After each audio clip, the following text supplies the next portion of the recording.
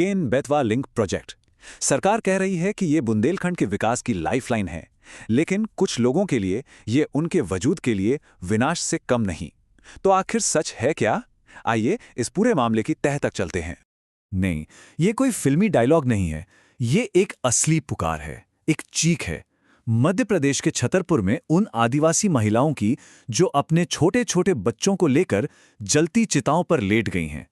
ये एक ऐसी तस्वीर है जो आपको अंदर तक हिलाकर रख देगी और एक बहुत बड़ी कहानी कहती है। सवाल ये उठता है कि आखिर ये लोग, ये परिवार विरोध का ऐसा तरीका अपनाने पर क्यों मजबूर हुए?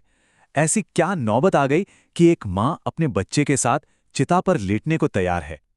इस सवाल का जवाब एक बहुत बड़ी परियोजना के अंदर छुपा हुआ है। तो चलिए सबसे पहले इन लोगों की ही कहानी को समझते हैं जो इस पूरे विरोध का चेहरा बन गए हैं और अपनी जिंदगी की गुहार लगा रहे हैं। छतरपुर की ये तस्वीरें हैं जहां हजारों लोग, जिनमें ज्यादातर आदिवासी समाज से हैं, कई दिनों से आंदोलन कर रहे हैं। मामला इतना गंभीर हो गया है कि उन्होंने दौधन बांध का जो कंस्ट्रक्शन का काम चल रहा था उसे भी रोक दिया है। उनका संदेश बिल्कुल साफ है, जब तक हमारी मांगें नहीं मानी जाती ये काम आगे नहीं बढ़ेगा। अब बात करते हैं उस प्रोजेक्ट की जो इस पूरे विवाद की जड़ है। देखिए, ये कोई छोटा मोटा प्लान नहीं है। ये भारत के बहुत बड़े नदी जोड़ो मिशन का, आप कह सकते हैं कि एक तरह से पहला और सबसे बड़ा कदम है। वैसे तो इस प्रोजेक्ट का आइडिया 1990 के दशक में ही आ गया था, लेकिन इसे असली रफ्तार मिली 2021 में, जब केंद्र सरकार ने इसके लिए करीब 44,000 करोड़ रुपए का भारी भरकम बजट पास किया। ये देश की 30 बड़ी नदी जोड़ो परियोजनाओं में से सबसे पहली है। तो आखिर ये काम कैसे करेगा? प्लान सुनने में काफी सीधा है।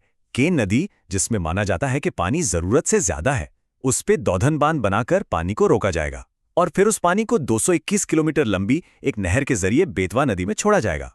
मकसद है सूखे से जूझ रहे बुंदेलखंड को राहत देना। कागज पर तो ये योजना बहुत अच्छी लगती है ना? लेकिन जमीन पर इसके एक बहुत बड़ी कीमत चुकानी पड़ रही है। चलिए अब उसी कीमत पर एक नजर डालते हैं। इस प्रोजेक्ट से कुल 24 गांव प्रभावित हो रहे हैं और इससे भी गंभीर बात यह है कि इनमें से 8 गांव तो बांध बनने के बाद पूरी तरह से पानी में डूब जाएंगे, मतलब उनका नामो निशान मिट जाएगा। और बस यहीं से इन लोगों का असल संघर्ष शुरू होता है। उनकी मांग पैसे की नहीं है। वो कह रहे हैं, हमें जमीन के बदले जमीन और गांव के बदले गांव चाहिए। उनका कहना है कि हमारी संस्कृति, हमारी पीढ़ियों की यादें इसी जमीन से जुड़ी हैं, जिसे पैसों से तौला नहीं जा सकता। और मुआवजे की जो हकीकत है वो भी चिंताजनक है। सोचिए, अब तक सिर्फ 40% प्रभावित परिवारों को ही कुछ रकम मिल पाई है। बाकी 60% लोग अभी भी इंतजार ही कर रहे हैं। और जिन्हें पैसे मिले भी हैं, वो कहते हैं कि ये रकम एक नई जिंदगी शुरू करने के लिए काफी नहीं है। लेकिन ये कहानी सिर्फ इंसानों के उजड़ने की नहीं है। इसका बहुत बड़ा असर हमारे पर्यावरण पर भी पड़ने वाला है। इस प्रोजेक्ट के लिए 17,000 से ज्यादा पेड़ काट दिए जाएंगे और इनमें से 12,000 से ज्यादा पेड़ पन्ना टाइगर रिजर्व के अंदर हैं। और ये बात सच में बहुत चिंताजनक है। पन्ना टाइगर रिजर्व, जहां 1 दशक की कड़ी मेहनत के बाद बाघों को फिर से बसाया गया था, उसका 58 वर्ग किलोमीटर का कोर एरिया हमेशा के लिए डूब जाएगा। इससे न सिर्फ बाघों का घर छीनेगा, बल्कि नीचे की तरफ जो केन घड़ियाल अभयारण्य है उस पर भी खतरा मंडरा रहा है। और अब एक ऐसी बात जो इस मामले को और भी ज्यादा पेचीदा बना देती है। IIT बॉम्बे की एक स्टडी चेतावनी दे रही है कि इस प्रोजेक्ट से बारिश का पैटर्न बदल सकता है और सितंबर में बारिश 12% तक कम हो सकती है।